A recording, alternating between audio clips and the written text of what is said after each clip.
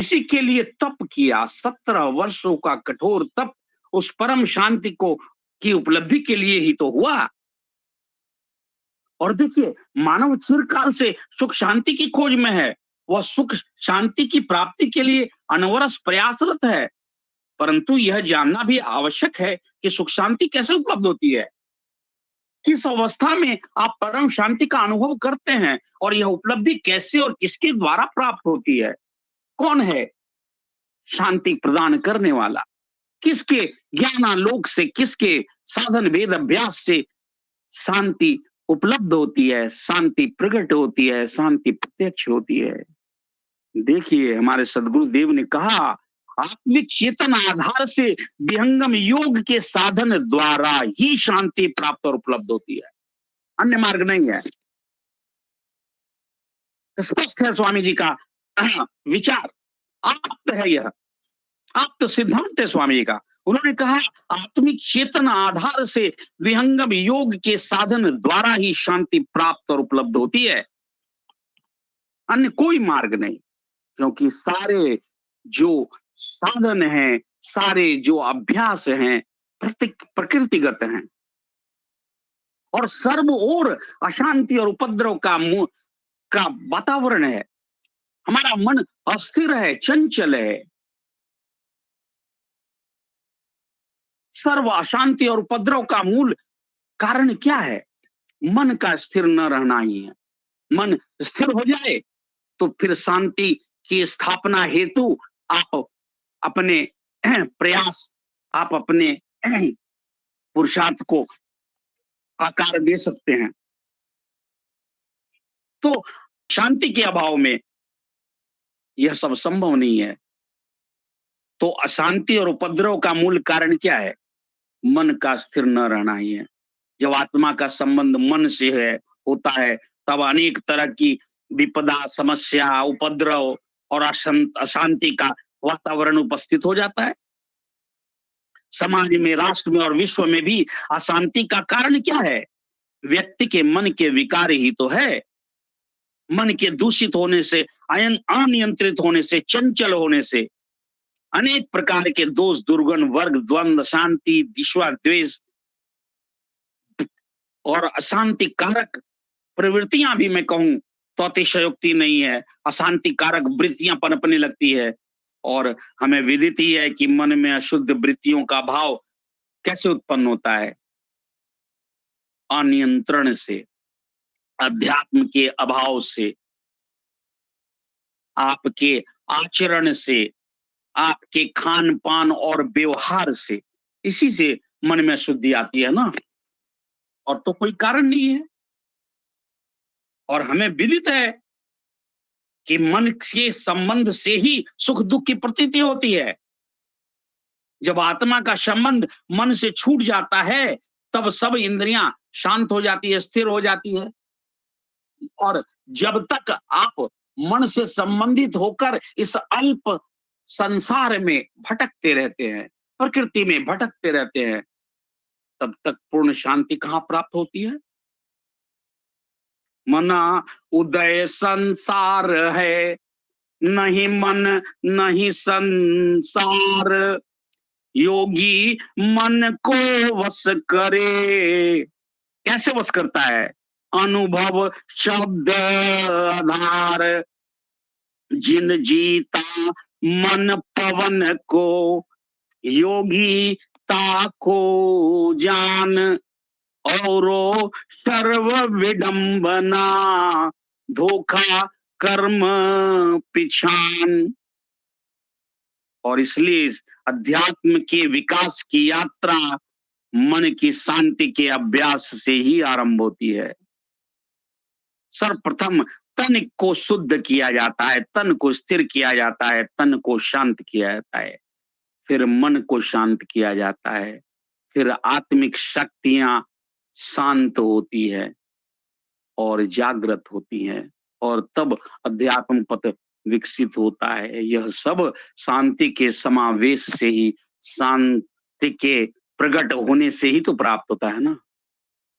आसन है तन शांति का, आसन है तन शांति का, मन शांति अभ्यास, अनुभव आत्म शांति का, जाहि छूटे अध्यास। अध्यास कहते हैं प्रकृति को। कितना आप्त है, कितना निर्भ्रांत है ये। स्वर्गीत की वाणियां शांति के संबंध में कितना विमल संदेश दे रही हैं कि शांति के लिए क्या आवश्यक है। तन की शांति होती है, उसका भी अभ्यास होता है। मन की शांति आवश्यक है, उसका भी अभ्यास है। आत्मा की शांति, आत्म शांति भी आवश्यक है, उसका भी अभ्यास है। और जब यह उपलब्ध होता है तब क्या होता है, जा ही छूटे अध्यास। कृष्ण ने भी क्या कहा, संदेश दिया था अर्जुन को, कहा था कैसे वशवर्ती होता है मन। अर्जुन ने कहा, चंचलम ही मनः कृष्ण प्रमाथि बलभद्रम तस्याहम निग्रहम मन्ये वायोरूप सिद्धस्करम सुदुष्करम। और उसका उत्तर क्या दिया था कृष्ण ने, और संशयम ही महाबाहो मनो दुर्निग्रहम चलम अभ्यासेन तु कौन्तेय वैरागेन च गृह गुह्यते। देखिए, सारे लोग तो एक ही बात कह रहे हैं कि मन की प्राचीरों से ही युद्ध की प्राचीरें निकलती हैं। तो मन को रोकना आवश्यक है। यदि हम शांति चाहते हैं तो मन पे नियंत्रण आवश्यक है, क्योंकि मन प्रमथतः चंचलतः स्वभावतः ही चंचल है।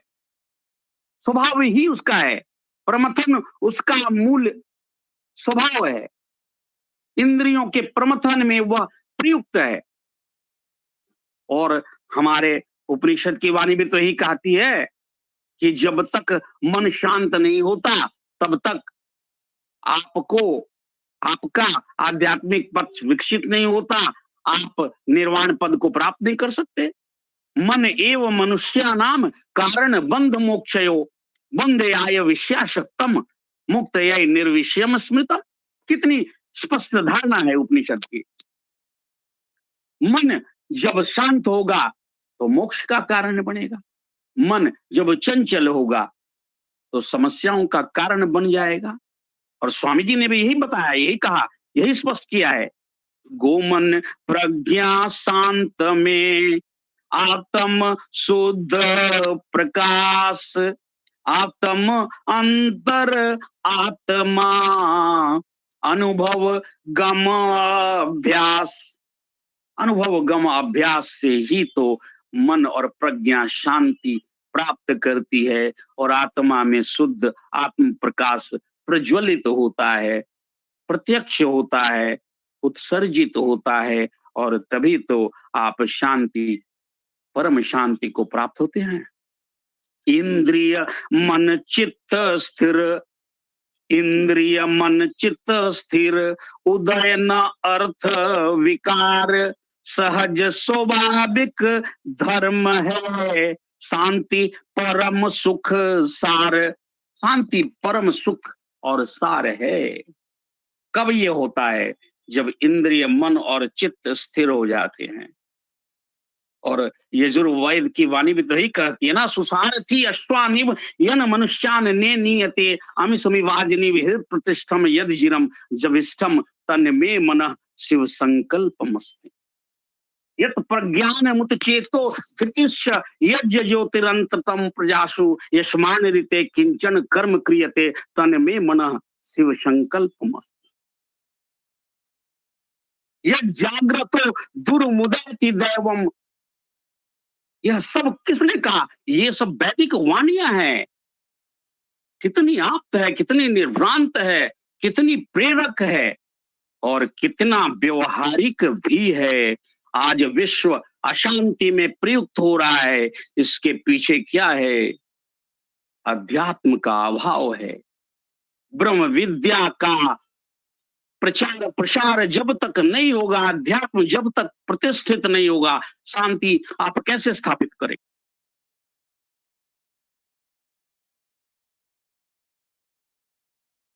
न मन संकल्प है, चाहना प्रियानंद, सहज शांति अंतर रहे, सो शांति सुख कंद। देखिए कितनी स्पष्ट है स्वरवेद की वाणियां, कितनी विमल है।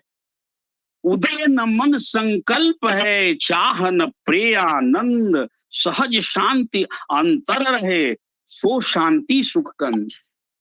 आध्यात्मिक शांति की आवश्यकता है आज विश्व को, मानव को, प्रत्येक जीवात्मा को।